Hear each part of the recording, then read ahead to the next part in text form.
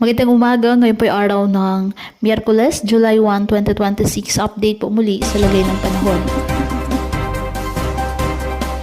Patuloy po na tumatawid ng bansa ang low pressure area at nagdudulot ng mga pag-ulan sa malaking bahagi ng Luzon at Visayas habang lalo pa nitong pinalakas ang habagat. Inaasahang tatawid sa pagitan po ng Batangas at Mindoro o ang low pressure area, maaari ring dumaan sa mga lalawigan ng timog ng Metro Manila bago tuluyang lumabas ng West Philippine Sea.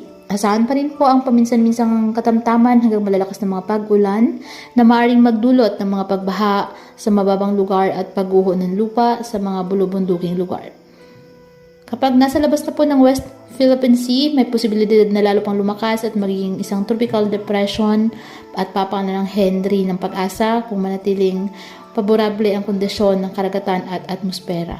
Bukod naman po sa low pressure area na minomonitor ngayon, may isa pang low pressure area na binabantayan sa malayong silangang parte ng Pilipinas at base po sa mga weather models, mataas ang tsansa na maging bagyo ito sa mga susunod na araw.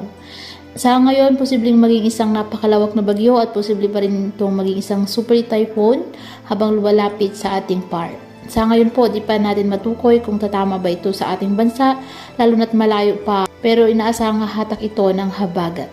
Posible pa rin po ang pagbabago sa mga nasabing forecast, kaya patuloy po na magantabay ng ating weather updates at updates ng Pag-asa hinggil sa lagay ng panahon.